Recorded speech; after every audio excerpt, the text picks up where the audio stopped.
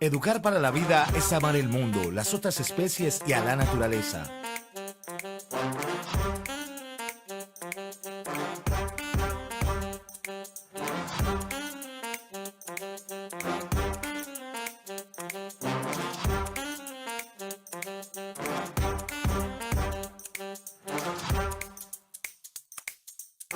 Es dejar el mundo en las mejores manos.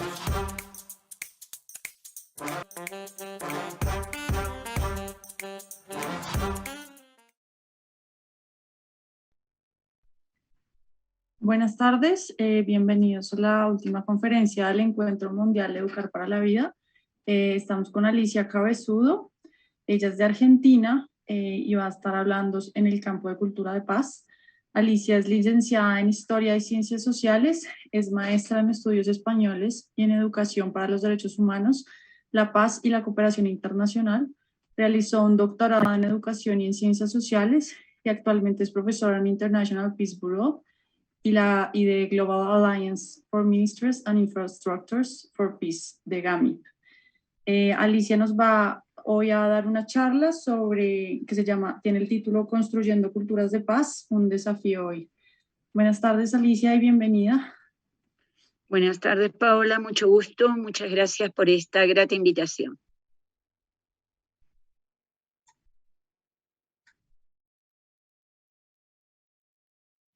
Un gusto, Alicia, es un gusto tenerte aquí con nosotros, al fin, para oír tu conferencia. Bien, ¿puedo iniciar, Paola? Sí, ¿quieres que la comparta ya? Es decir, ¿inicias compartir ahora? Bien, sí, por favor. Y lo dejas y yo te voy a ir diciendo cuando vas pasando, ¿de acuerdo? Vale. Bien. Buenas tardes a todos y todas. Como le he dicho a la compañera, es un gusto estar con todos ustedes. Esta es la última conferencia del importante Encuentro Internacional Educar para la Vida. Me honra realmente terminarla, en cierta forma, porque voy a hacer una especie de síntesis acerca de lo que significa educar para las culturas de paz y vincularlo, obviamente, con educación para la vida, porque educar para la vida es construir culturas de paz.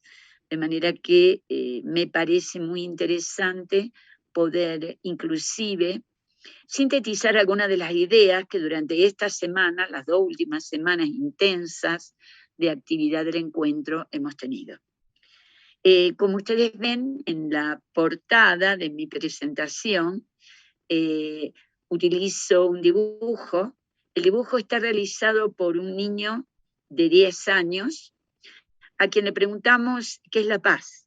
Y el niño pensó que la paz era un pastel, una torta, como decimos en América Latina. Y fíjense qué bonita, de varios pisos, muy apetecible, por cierto. Se le preguntó también por qué había hecho el pastel y dijo, porque la paz debe ser tan rica como esta torta. Muy linda la definición, por cierto. Es un gusto también estar con ustedes representando aquí a la Alianza Global para los Ministerios de Infraestructuras de Paz, GAMIP, la organización internacional que represento junto con 2 compañeras, la Tutanowski y Marta Pailet, para América Latina y el Caribe, y donde trabajamos efectivamente todo lo que sea apoyar las infraestructuras de paz. Mucho gusto entonces, y vamos a iniciar la presentación. Yo me voy a detener a explicar en cada punto, para así hacer más liviano también lo que quisiera mostrarles, lo que quisiera compartirles, y sobre todo que quede clara cuáles son las teorías y cuáles son los fundamentos hoy acerca de la construcción de culturas de paz. La siguiente. En primer lugar, me interesa mostrarles, si es que puedo, tengo una ayudante muy competente, Es que se traba Paola aquí. Mora, Espera un segundo. quisiera mostrarles la reflexión que coloca la UNESCO en su primera apreciación. Otra más, otro tic, Paola, por favor, otro tic. Falta una frase arriba. Esta imagen muestra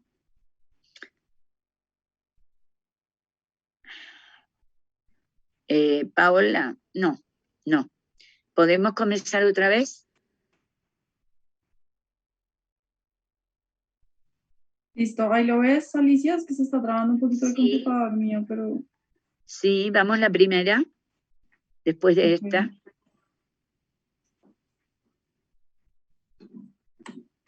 Tiene, otro tic, otro tic. La siguiente tiene 2 tic, Paola.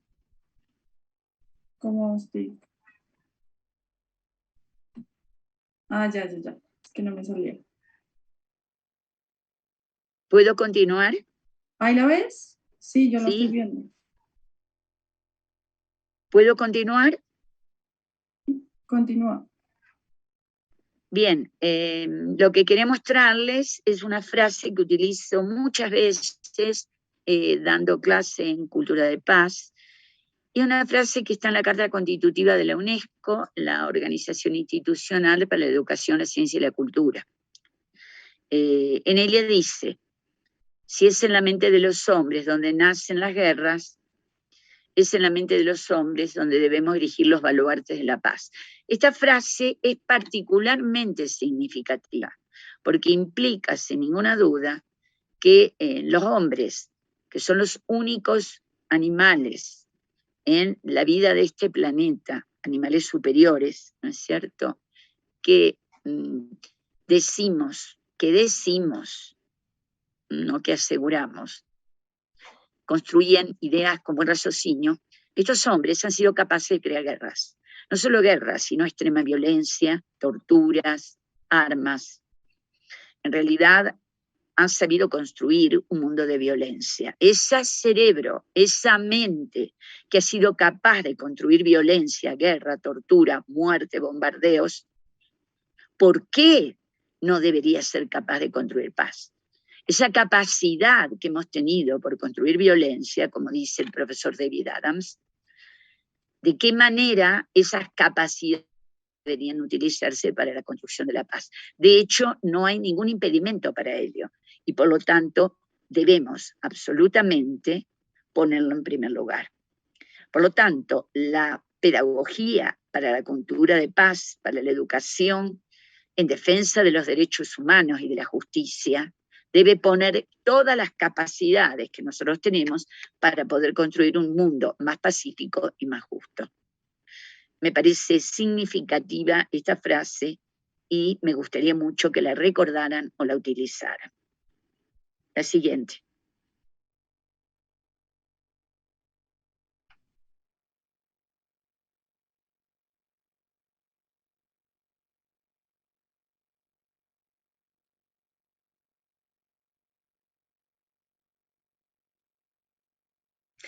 La paz, la palabra paz también lo tomo de un análisis que utilizamos usualmente para enseñar educación para la paz. Ha tenido distintas etapas en su constitución conceptual. Esto significa, y quiero que quede claro en esta presentación, que paz no es una palabra estructurada, estática, y siempre ha significado lo mismo. Por el contrario, el concepto de paz debemos vincularlos con el contexto histórico y el contexto espacial donde se da. De manera que la paz no siempre fue la misma paz, ni tuvo la misma significación, ni la tiene en el presente. Es decir, que ni siquiera el contenido temporal, en el mismo momento, la paz significa lo mismo. Si nosotros preguntáramos qué es paz en Noruega, qué es paz en Bolivia, qué es paz en China, probablemente encontraríamos distintas respuestas. No solo eso, sino ¿En qué grupo etario hacemos esa pregunta? ¿En qué grupo social hacemos esa pregunta? ¿A qué grupo político le hacemos la pregunta? Probablemente responderían en forma diferente. Por lo tanto, pensar la paz como una hermosa paloma blanca que vuela sobre todo el planeta es un concepto incorrecto desde el punto de vista teórico, desde el punto de vista práctico. Paz es un concepto flexible, tiene una historicidad propia y una espacialidad propia. Por lo tanto, cuando lo utilizamos, sobre todo enseñándola, debemos considerar qué significa paz en ese grupo determinado con el cual estamos trabajando y en ese tiempo determinado en que estamos trabajando. Aparte de esta aclaración, que me parece muy importante, y importante particularmente por considerar la pedagogía para la paz, la pedagogía de educación para la vida, por lo tanto, esa vida que es diferente, que es fluctuante, que se va modificando, que tiene diferencias de un lugar a otro, y aún en un mismo lugar, por ejemplo, España, por ejemplo, Colombia, también diferente en ese mismo espacio geográfico. Esa palabra y ese concepto paz ha tenido una historia de construcción. Lo que nosotros vamos a ver siguiente, que realmente no es común apreciarlo, es que la palabra ha tenido esa evolución a través del tiempo. La diapositiva que tienes que mostrar es la anterior a esta, Paola, no es esta, es la anterior. Por favor, coloca la anterior. La tradición griega en que paz se denomina Eirene. Paz es la hermana de la justicia, que se llamaba Dike, y del orden y la igualdad, que se llamaba Eunomia. Fíjense qué interesante entonces que Irene, la paz, es hermana de Dike, la justicia, y es hermana de Eunomia, el orden y la igualdad. Es decir, que en la concepción griega, donde aparece conceptualizado en el mundo occidental por primera vez, la paz está vinculada a la justicia. Esto es absolutamente importante, ¿eh? Y está vinculada también a la igualdad y al orden. Es decir, de qué manera las tres hermanas pues se presentan, por supuesto, unidas. La paz también en Grecia está vinculada al equilibrio con la naturaleza, con la vida en la polis, con la armonía y la belleza. Si fíjense lo rico que es el concepto griego de paz, que por supuesto en algunos elementos persiste hasta el presente, sobre todo la vinculación entre paz y justicia, paz y armonía, paz e igualdad. En un segundo momento, que llamamos tradición romana, los que investigamos sobre la historia de la paz, aquí el concepto se modifica enormemente. Paz es el prepárate para la guerra. La paz aparece ligada al Estado, en este caso el Estado romano, quien impone el orden a través de un ejército. Fíjense, aparece paz desde un Estado, vinculado al orden, vinculado al ejército y vinculado a la seguridad. Observen qué modernidad tiene este concepto, porque actualmente los gobiernos de América Latina dicen que la paz debe estar establecida por el gobierno, es decir, por el Estado-Nación, que para ello y para imponer la paz muchas veces se justifican los Estados-Nación diciendo que tienen que utilizar el ejército y por supuesto afirman que ese ejército lo utilizan para dar seguridad. Yo quiero que ustedes perciban de cómo yo en las distintas etapas históricas encuentro y trato de mostrarles similitudes con el concepto de paz presente, y lo hacemos acumulativo. La tercera tradición que me interesa destacar es la judeocristiana, que es paz en la concepción judía. Básicamente la paz está vinculada al concepto de pacto, de promesas de Dios, en promesas y compromisos. también muy interesante y muy actual, sobre todo con vinculación al caso Colombia, que paz sea pacto, que sea promesa, que sea compromisos, por supuesto que hay que cumplir. Es decir, de cómo, en qué manera, en la tradición judeo-cristiana encontramos elementos del concepto paz muy importantes para el mundo actual, en el cual se entiende que la paz debe arribarse mediante promesas, mediante pactos, mediante compromisos, mediante acuerdos. Y en esto Colombia tiene mucho que poder decir y sabe mucho al respecto, ya que en varias ocasiones, numerosas ocasiones a través de su historia, ha intentado terminar la violencia y la guerra interna, como se llama en otros países de Colombia, con pactos y acuerdos. Es decir, esa idea de pacto, acuerdo y paz ya la tenemos en la tradición judío-cristiana. El cristianismo toma de los judíos entonces estos conceptos y habla del arca de la alianza. El arca de la alianza es la vinculación y los contratos y los pactos que hacen los seres humanos, hombres y mujeres, con Dios. Entonces, en una primera imagen, tenemos en la concepción actual elementos, aunque ahora muchos de ustedes quizás lo están descubriendo, de la tradición griega, de la tradición romana, de la tradición judeocristiana, que iluminan nuestra concepción actual de paz. Y esto es lo que quiero destacar. La siguiente, por favor, Paola. La siguiente tradición que analizamos, luego de la judeocristiana, a ver si lo logramos. No sé por qué hace siempre esto, ¿eh? No, es mi computador, lo siento. ¿Está bien? ¿Esta sí? Sí. Es la concepción, sí, de la modernidad. Esta concepción la encontramos a partir, no te muevas, por favor, es a partir de el siglo XVI-XVII, diría, en que la paz es una construcción racional, voluntaria, y se justifica con una ética jurídica y la política. La paz, a partir de es un ideal al cual la humanidad debe aproximarse. Es decir, la paz vivida, pensada, puesta en consideración en acuerdos jurídicos que deben ser refrendados, por eso aparece una ética jurídica, pero la guerra es aceptada todavía como forma de solución mediante protocolos a cumplir. Es decir, se firman protocolos en los cuales la guerra podría ser una solución aceptable.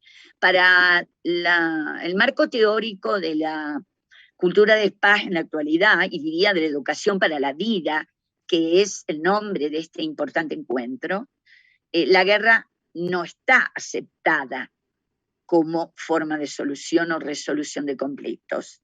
Sin embargo, en el siglo XVI, cuando aparece la racionalidad como elemento fundamental en la estructura de análisis del pensamiento humano, la guerra todavía es aceptada. Se dice que está humanizada porque está pactada. ¿Sí? Sin embargo, habría que pensar si la humanización es un concepto que puede vincularse con el de paz. Yo diría que no. Creo que mis compañeros pedagogos tampoco. Pero me interesa que miren en esta etapa cómo aparecen los pactos como necesarios, como todavía la justificación de guerra como solución, en realidad por supuesto que persiste en la actualidad. Porque ¿por qué invade un país a otro? Porque piensa que va a ser una solución.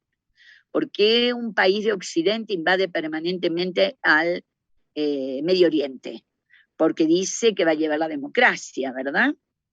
¿Por qué se invade un territorio? Porque hay que castigar al gobernante que viola los derechos humanos, pero a su vez el Estado que conquista o que invade también está violando los derechos humanos. En fin, hay muchas justificaciones para la guerra, y estas justificaciones empiezan a construirse también en el siglo XVI.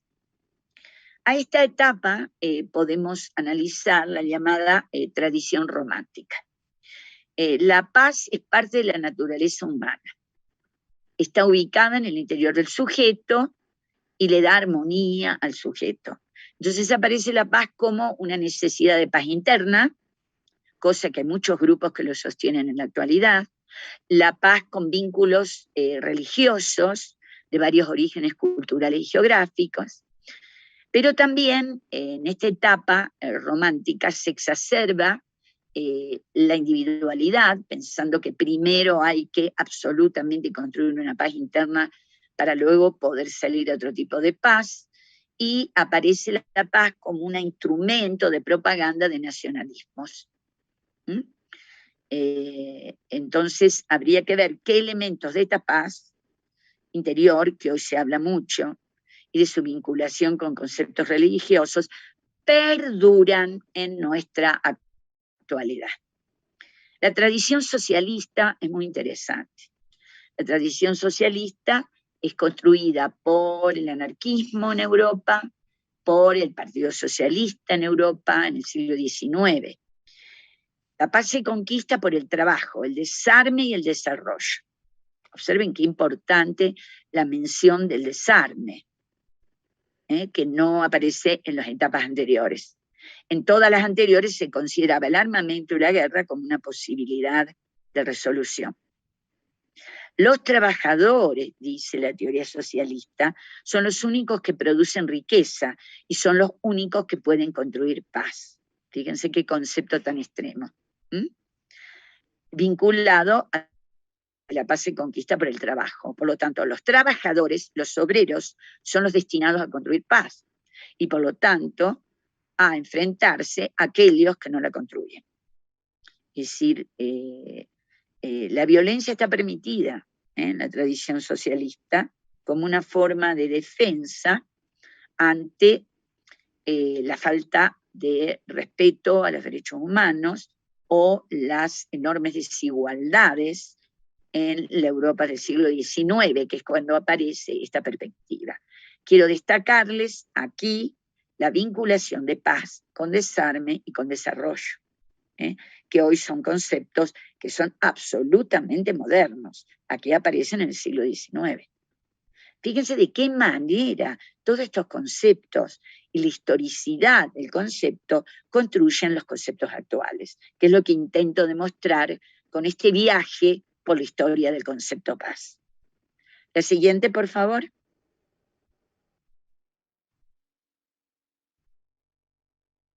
Las perspectivas finales con respecto a esta construcción.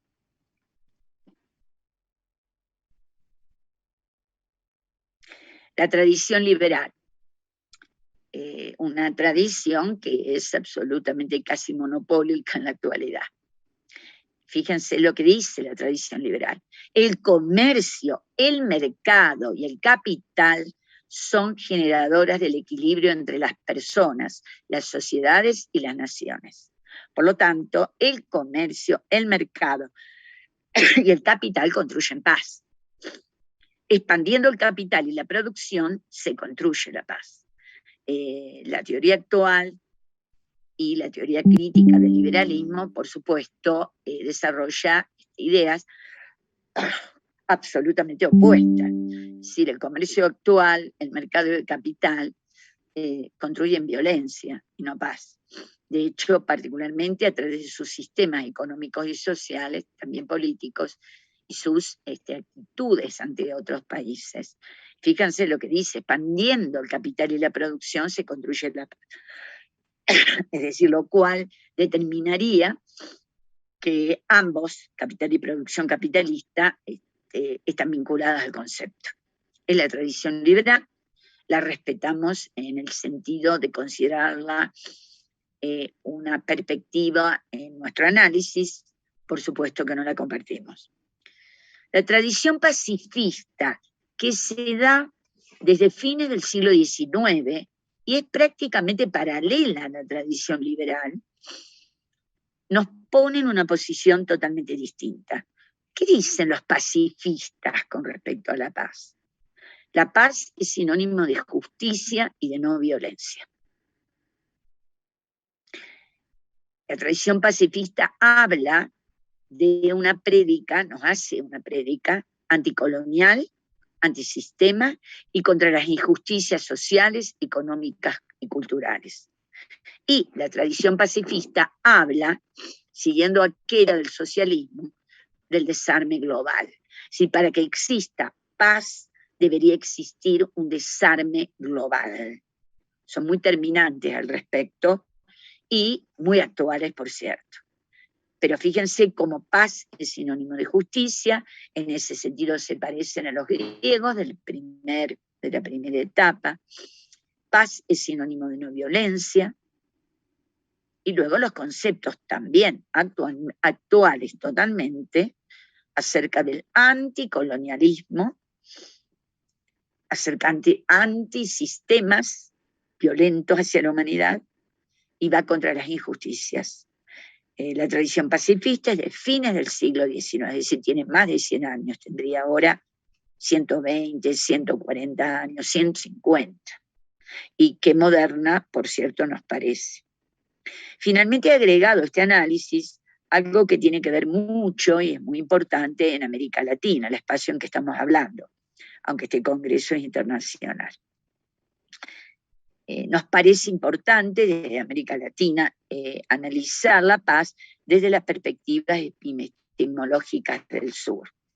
Hoy el sur tiene toda una construcción epistemológica y conceptual, no solo sobre la paz, sino sobre el posicionamiento con respecto a grandes conceptos mundiales, internacionales.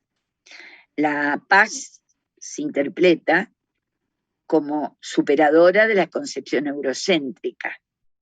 Se hace en esta perspectiva epistemológica del sur una revisión política, económica y social a las democracias del siglo XXI y a las estructuras de poder dominantes.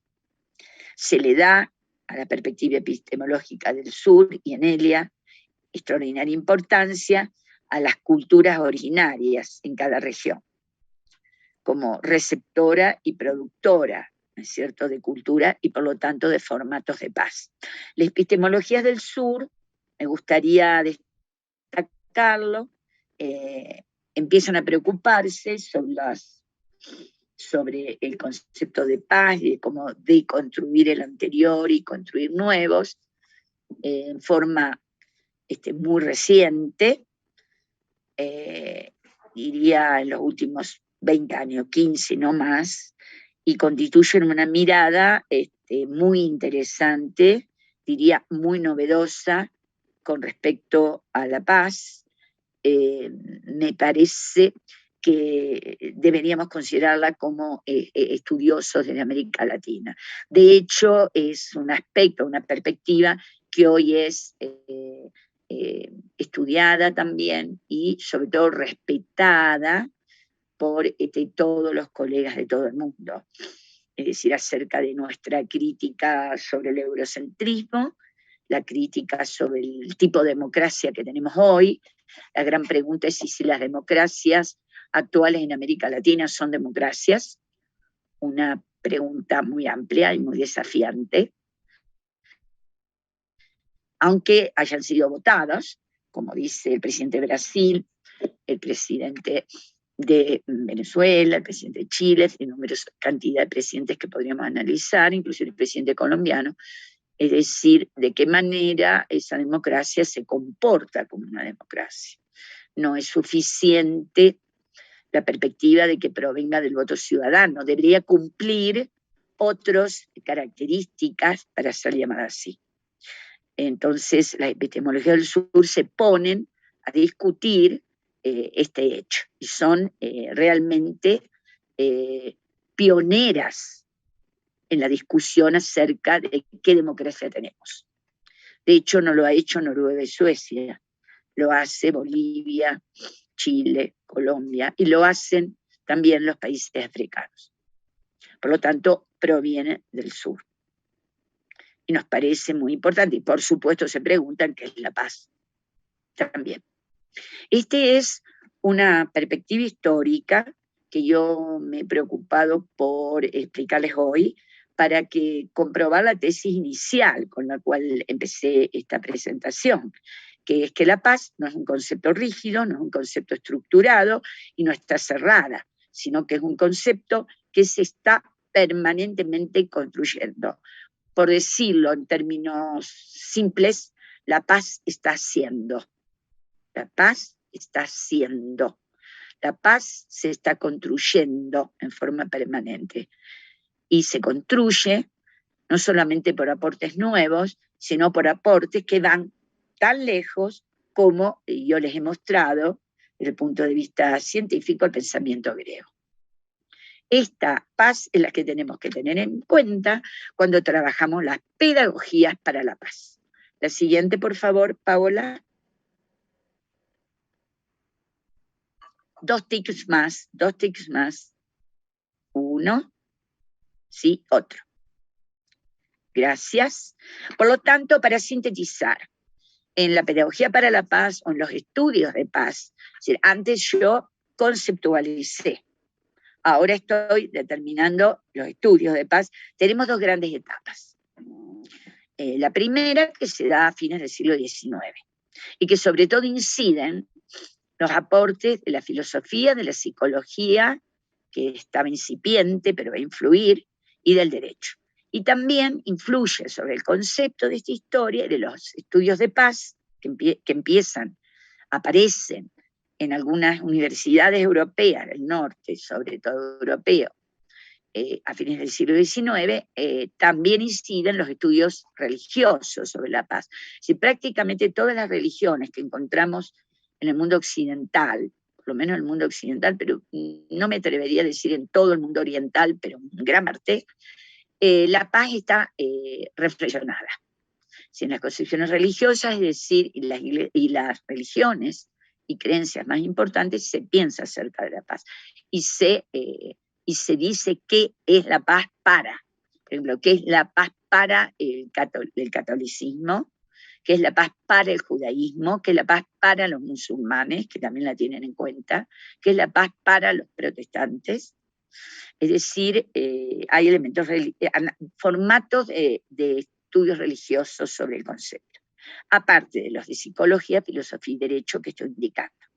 La segunda etapa, que es en la que estamos en la actualidad, casi la tercera, todavía no me atrevo a formularla, pero estoy casi por formularla, que estaríamos en una tercera, lo confieso. Esta segunda etapa comienza a fines de la Segunda Guerra Mundial. O sea, la Segunda Guerra Mundial termina en 1945 del siglo pasado, y hay un extraordinario desarrollo de las ciencias sociales en esta época. En esa etapa del desarrollo de las ciencias sociales, y sobre todo en los años 60, 1960, es decir, hace 60 años, se inician los Peace Studies, los estudios de paz como ciencia independiente. Aparecen en el norte europeo, en Suecia, Noruega, aparecen en Canadá y en Estados Unidos. Antes no existía un campo de estudios para la paz o Peace Studies, se inicia aproximadamente, a grosso modo, entre los 60 y los 70, y va evolucionando. Va evolucionando hasta lo que ustedes ven en color rojo, que es el concepto de cultura de paz. Si se habla de paz a secas o de educación para la paz. A partir de los estudios, diría, coordinados por la UNESCO desde los años 80, de 1980, y sintetizados y presentados a las Naciones Unidas a fines de los 90, comienza a conceptualizarse acerca del término culturas de paz. No paz, sino cultura de paz. Es decir, resultaría que la paz es una cultura y que se opone a la cultura de la violencia. Claramente lo determina y lo define David Adams, los análisis de David Adams en sus estudios sobre cultura de paz y cultura de violencia. claramente se define a través de los pensadores y educadores para la paz, que comienzan a hablar de educación para la cultura de paz, y en los últimos, diría, 10 años se le coloca una S a cultura, y hablamos del concepto de culturas de paz. Es decir, que el reconocimiento de la cultura de paz no es una, sino que son varias, siguiendo el análisis que he realizado. Y de la integralidad que tiene el concepto de cultura de paz, porque el concepto entonces de cultura de paz integra la educación para la paz, la educación para los derechos humanos, la educación para el desarrollo integral del individuo, educación sobre género y distintos géneros, la educación acerca de los derechos del niño, la educación medioambiental y para un sistema económico sustentable. Es decir, entran elementos de la economía, elementos de psicología, elementos de antropología cultural, elementos de las ciencias duras también, es decir, la física, la química empieza a hablar de culturas de paz que antes no se habían percibido. Los peace studies eran prácticamente un campo de las ciencias sociales únicamente y de la educación o del derecho. Se amplían las epistemologías que se suman para construir el concepto de cultura de paz. Y este es un gran acierto que termina de desarrollarse a fines del siglo XX. El paradigma de esta concreción es la resolución 53 de la Asamblea General de las Naciones Unidas. La resolución 53 define las culturas de paz y recomienda a todos los países del mundo la educación para la cultura de paz. Es decir, este es el documento base que utilizamos los pedagogos hoy para buscar las definiciones sobre cultura de paz y las justificaciones sobre por qué las culturas de paz deben ser integradas al sistema de educación formal, no formal e informal de todos los países del mundo. Y fundamentalmente, por qué las culturas de paz la vinculamos a la vida, que es nuestro gran título del encuentro. La siguiente, por favor. Desde esa perspectiva es importante analizar los 3 conceptos básicos de paz. Se conceptualiza paz negativa como la ausencia de guerra, que es lo que le contestan, sobre todo en los años 60 y 70, la mayoría de los individuos. Se conceptualiza paz positiva como aquello que es necesario tener en cuenta para construir paz.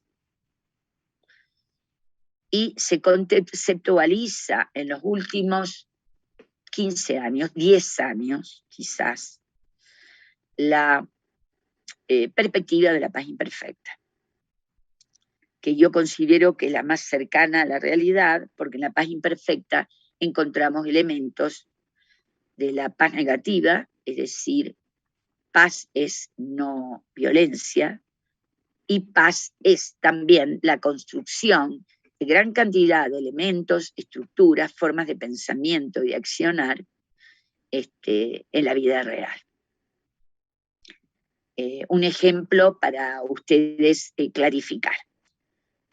Paz negativa es cuando definimos la paz como la no guerra, paz es no violencia, paz es que no haya bombardeos, paz es que no haya violencia en una familia, paz es que no me grite mi director de la escuela, paz es que no me maltrate mi marido. Estoy respondiendo a respuestas clásicas que hacen mis alumnados en los cursos. Paz, paz es no golpearnos, paz es que no haya violación de los derechos humanos. Es decir, se define todo por el negativo. Pero resulta ser que esta paz negativa, que paz es no violencia, no es suficiente, que es lo que descubre fundamentalmente Johan Galton y la Escuela de Oslo a comienzos de los años 70. Es decir, no es suficiente decir que paz es no violencia. Aparte de no violencia, tienen que existir otros elementos. ¿Cuáles? Tiene que existir respeto a los derechos humanos, tiene que existir buena seguridad social, tiene que existir buenos sistemas de educación, tiene que existir trabajo para todos, tiene que existir respeto hacia las ideas diferentes, tiene que existir una justicia equitativa y no una justicia injusta, valga la redundancia. Es decir, aquello que no debe existir, el concepto de paz positiva agrega aquello que sí se tiene que construir. Y esto es muy importante. Y es un avance extraordinario que se generaliza como elemento conceptual en los años 70 y en los años 80, hasta que aparece, pero fíjense que en forma muy reciente, la síntesis de ambos. Y entonces la Escuela de Granada, de la Universidad de Granada en España, desarrolla la idea de paz imperfecta. Es decir, la paz es flexible, es perfectible, no es estática, deviene, se mueve, se construye y al mismo tiempo que se construye, convive con ella la violencia. Es decir, es muy difícil encontrar una paz pura y perfecta, por eso la llaman paz imperfecta, es prácticamente una utopía. Pero lo que no es una utopía, dice la Escuela de Granada, es la paz imperfecta. Es decir, porque sí debemos construir paz aún en la violencia. En este sentido, el ejemplo de Colombia es muy típico en América Latina, y por eso lo menciono. Porque si bien Colombia uno se vincula directamente con una violencia que aparte es una violencia armada en los últimos 60 años de su vida, de su existencia como Estado, o más, yo diría que más. Generalmente se citan 60 años, pero creo que es anterior, y muchos historiadores lo llaman así. Sin embargo, a toda esa violencia imperante, que aparte es una violencia armada, una violencia doméstica, una violencia social, una violencia estatal, una violencia contra los jóvenes, a quienes se acusa por su militancia y sus acciones en movimientos sociales, aparte se construye paz. ¿Dónde se construye paz? En las pequeñas cosas o en las grandes cosas que pueden hacerse desde las organizaciones no gubernamentales, desde las fundaciones, desde algunas políticas públicas locales, desde fundaciones, en la escuela, en las iglesias, en la calle, en las comunidades, entre los vecinos. Es emocionante ver cómo en este país, por ejemplo, pese a tanta violencia imperante, se construye paz permanentemente. Bueno, esa paz que se construye con violencia, inclusive cercana, o con la peor violencia posible, como dice Johan Galtung, que es la guerra, porque el país está en guerra interna, se denomina paz imperfecta. Entonces, ese es el concepto con el que trabajamos cultura de paz y con el que se trabaja pedagógicamente, que me parecía importante desarrollar en esta especie de conferencia síntesis. Es decir, la vida, ¿dónde está? La vida está, por educar para la vida, en los tres conceptos. En los tres existe, pero sobre todo la refuerza la paz positiva y la debemos reconocer aún en una paz imperfecta. Y no hablar siempre de elementos negativos existentes, no por querer cerrar los ojos ante ello, sino porque hay que buscar qué características y qué elementos de paz se dan aún en esa paz imperfecta. Y porque es real que es así. La siguiente, por favor.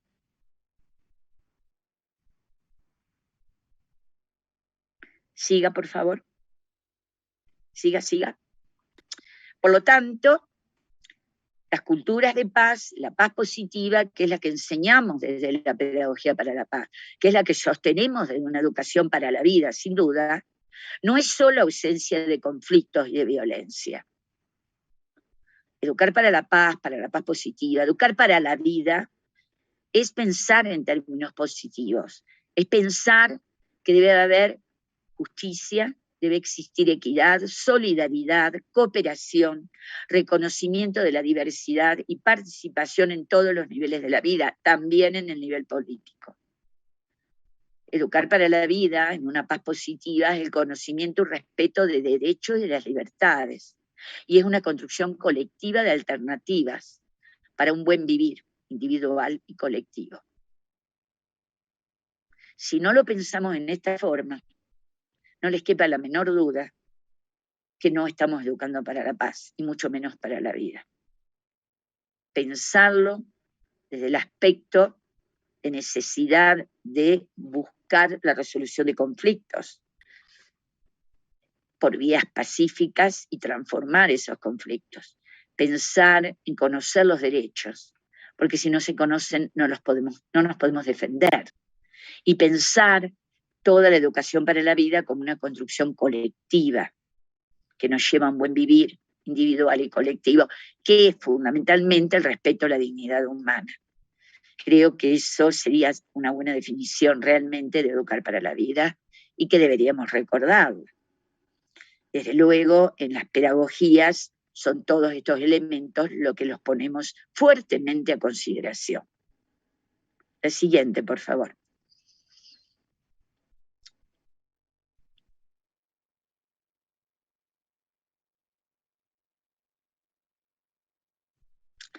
En realidad, para educar para la vida, nosotros debemos pensar sobre qué cultura trabajamos.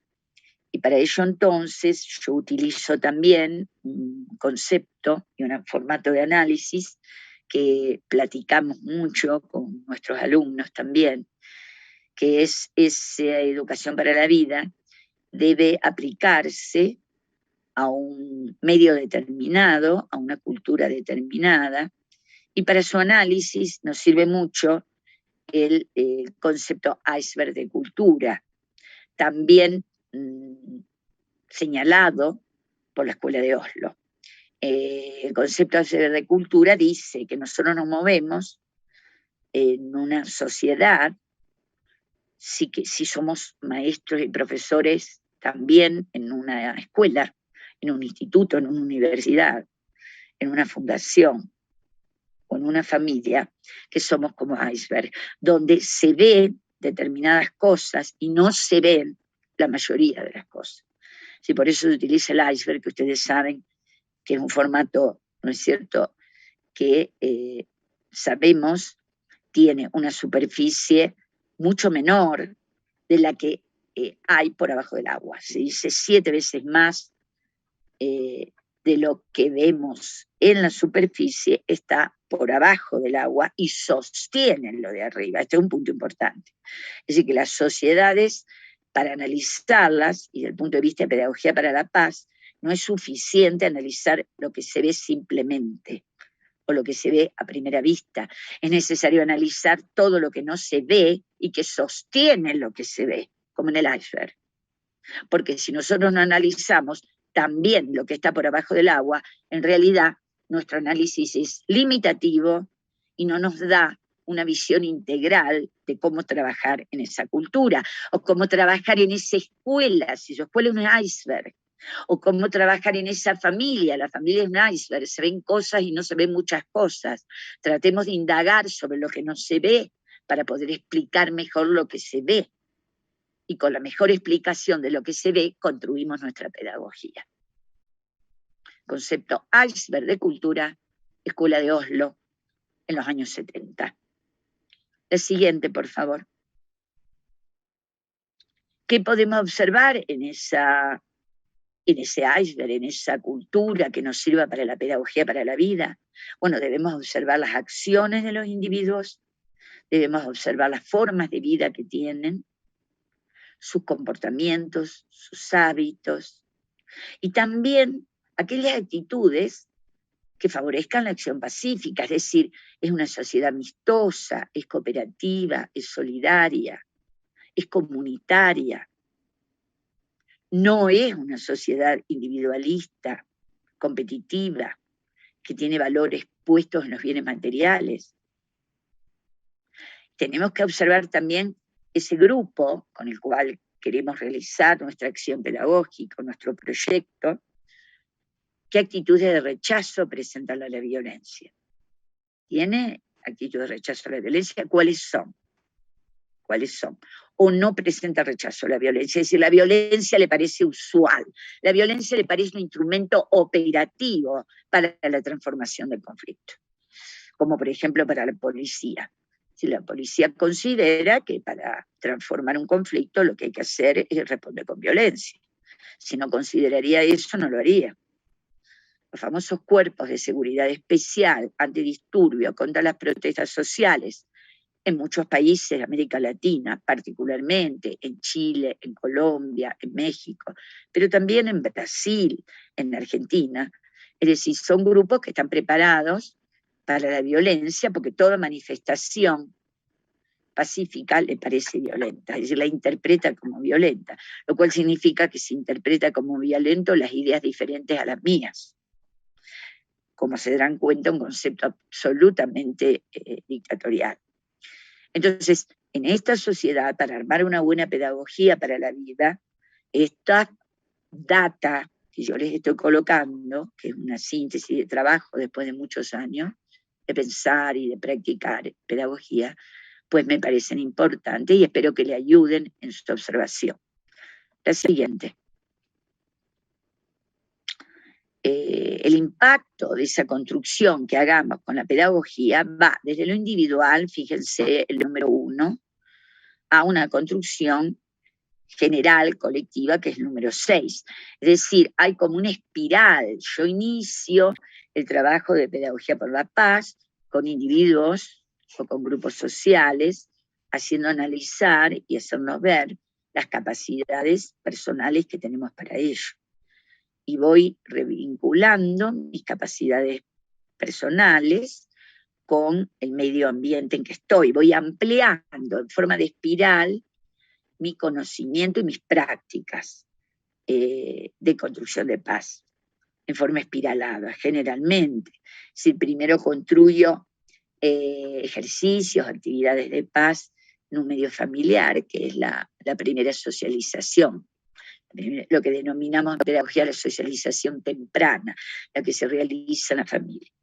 Y vamos ampliándola, practicamos acciones de paz con una sociedad un poquito más lejana, como es la familia extendida, luego como es la comunidad donde vivo o el barrio, luego practico acciones de solidaridad y construcción de conocimiento acerca de paz y resolución de conflictos en mi ciudad, y adhiero a campañas, y adhiero a programas, o creo nuevos, y luego analizo la región en que vivo, el país y la región en que vivo, por ejemplo, Perú y América Latina, y trato de pensar qué perspectiva o qué podría yo construir acerca de este marco más grande de trabajo para mí, y sobre todo luego accedo a lo que se denomina lo global y construyo o pienso o me preocupo por perspectivas de paz para el mundo en general.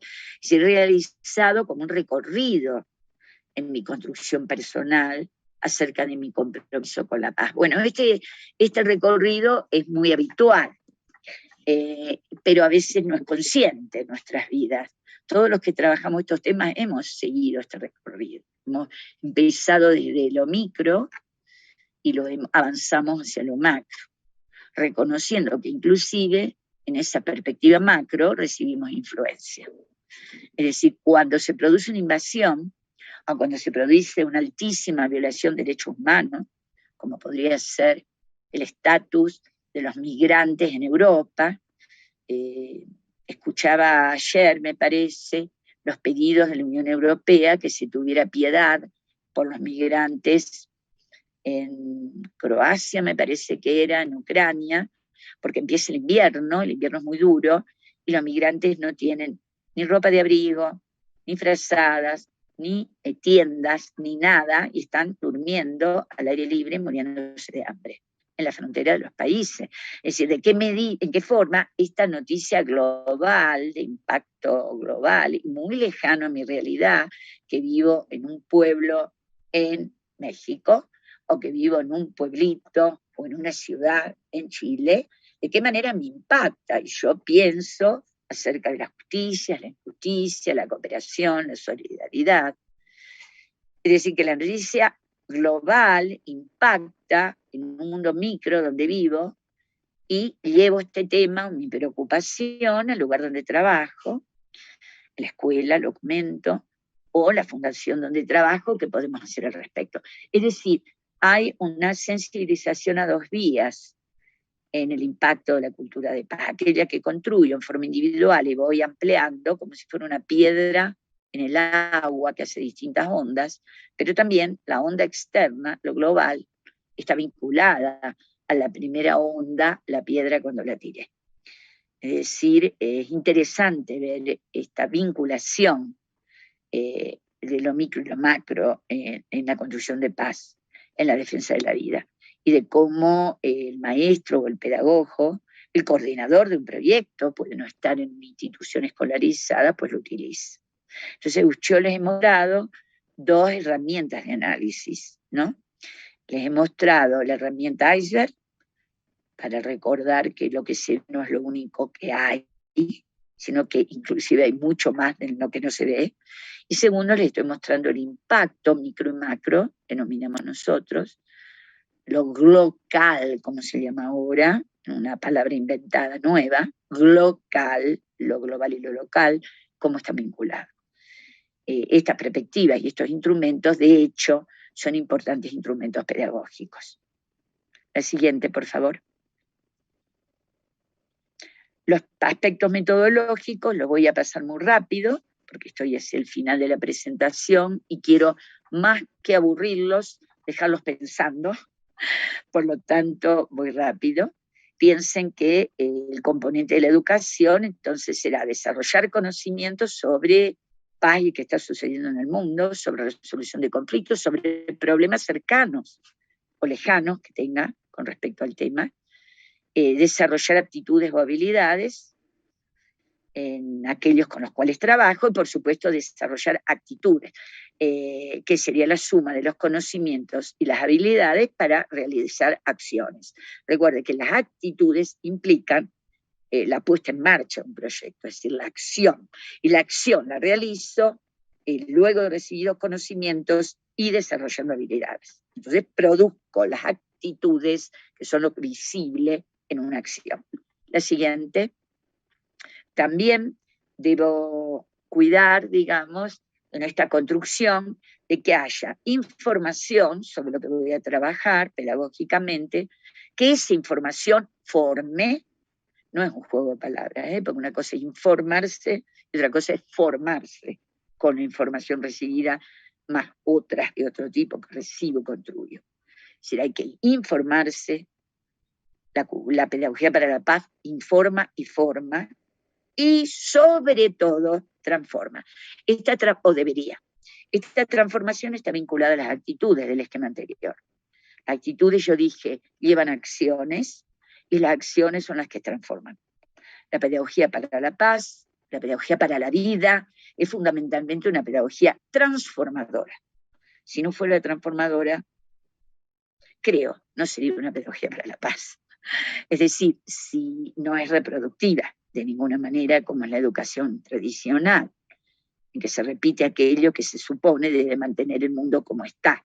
Bueno, el mundo como está no nos gusta. El mundo como está es injusto. El mundo como está es violento. Por lo tanto, que nuestra pedagogía para la vida sea una pedagogía transformadora. Esto es lo que quería decir. La siguiente. Los niveles con que trabajamos es el nivel subjetivo, es decir, en el propio individuo, formándolo e informándolo, como he dicho. A nivel social, trabajamos en grupos sociales, ese nivel subjetivo se traslada a nivel social, a nivel colectivo, y por lo tanto construyo alternativas. Construyo alternativas en una construcción solidaria y colectiva. Aún las personalidades tan importantes, constructoras de paz, como podríamos citar dos ejemplos estereotípicos, típicos, como es Mandela o como es las políticas liberadoras de Paulo Freire en pedagogía, o como son las políticas también liberadoras y operativas de Gandhi,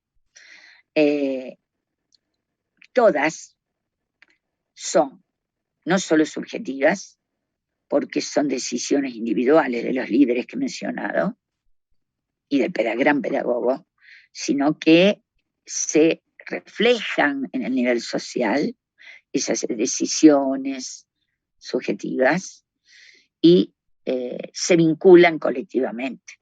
Es decir, Gandhi no opera solo. Es decir, la independencia de la India con respecto a Gran Bretaña no hubiese sido posible si no hubiese sido realmente apoyado, seguido, y construido una relación extraordinariamente valiosa con el grupo social hindú, con las masas de población hindú que lo acompañan. Es decir, Gandhi no hubiese sido Gandhi sin la construcción colectiva. De esto no hay duda. Lo mismo sucede con Mandela. Si Mandela es Mandela, con toda su riquísima subjetividad, su formación, sus capacidades, sus habilidades. Bien, todo esto lo pone en función de un objetivo, pero en función de un objetivo colectivo, necesario, urgente en Estados Unidos, es cierto, en el siglo XX, porque ya estábamos en el siglo XX, que se convierte en una construcción colectiva. Concretamente, Mandela no hubiese podido ser Mandela sin toda la sociedad norteamericana, la afro y la que no lo era, que lo apoyó, para entender que los derechos en Estados Unidos y los derechos de la Constitución eran derechos para todos los norteamericanos, fuere cual fuere su color. Es decir, esa construcción colectiva está vinculada en el cuadro 1 a las actitudes, en el cuadro 2 a la transformación, en el cuadro 3 construcción colectiva. Una educación para la vida es una construcción colectiva. La siguiente.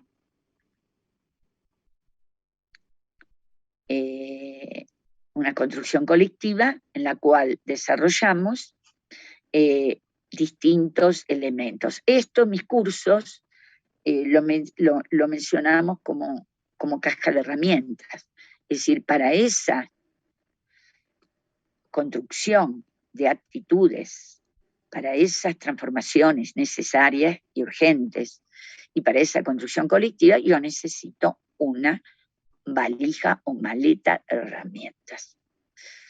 Y esa maleta de herramientas tiene estos elementos que son como instrumentos.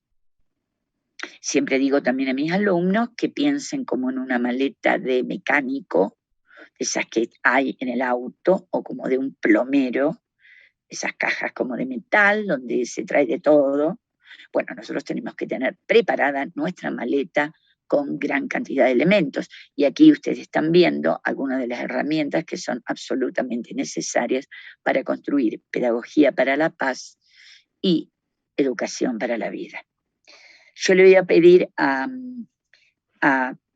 Paola, quien me está gentilmente apoyando, que coloque la diapositiva penúltima, la penúltima, que salté las anteriores. Coloque la penúltima, va mostrando las entremedias para sintetizar entonces todo lo que hemos dicho, colocar la penúltima y luego la última. La penúltima, por favor, la número 22, la número 22, no son estas, es esta.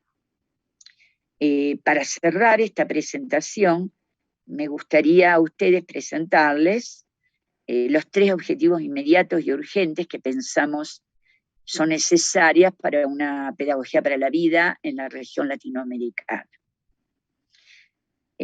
Pensamos que para pedagogía para la vida, que vuelvo a repetir, es una construcción de paz, es necesario desarrollar el pensamiento crítico responsable.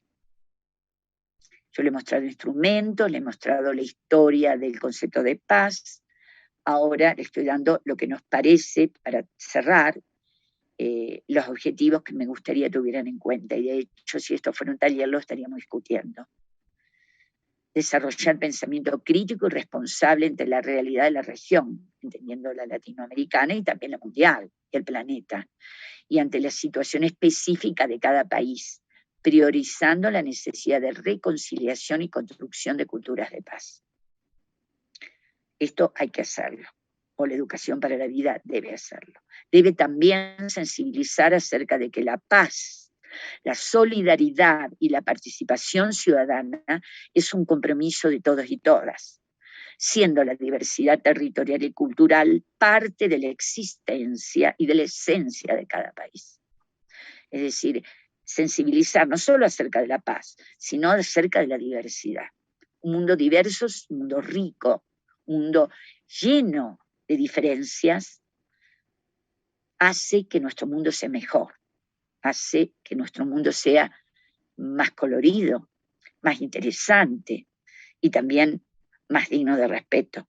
Por lo tanto, esta sensibilización es también importante. Es decir, fíjense, el primer objetivo es racional, desarrollar pensamiento crítico. El segundo es acerca de las emociones, sensibilizar acerca de qué. El tercero es uno de los dos, el emocional y el racional.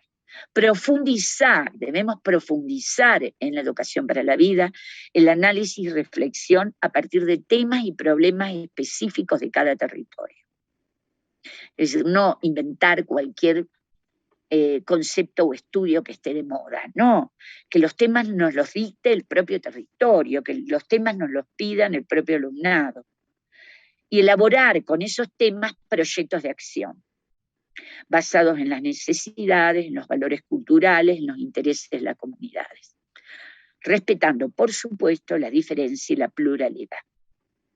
Es decir, racionar, conseguir pensamiento crítico, sensibilizar, emocionarnos acerca de lo importante que es educar para la vida y, sobre todo, tomar temas que sean realmente significativos para el grupo y para la región donde trabajo y construir proyectos que realmente transformen en diversidad, en pluralidad. Si nosotros consiguiéramos esto, sí, de verdad, estimados y estimadas, estaríamos construyendo una educación para la vida. La última, por favor, agradezco su escucha. Coloco mis correos de contacto con mucho gusto de las organizaciones a las que pertenezco, como les mencioné, la Alianza Global para Ministerios de Paz, el International Peace Bureau, mi universidad de base, y una reflexión de la querida Mafalda, la niña que creo que es conocida en todo el mundo, tan crítica del momento y del planeta donde vivimos. Mafalda dice: de tanto ahorrar en educación, nos hemos hecho millonarios en ignorancia. Hagámonos millonarios en vida, en futuro y en cultura de paz. Y entonces sí, habremos derrotado la ignorancia. Muchas gracias. Buenas tardes.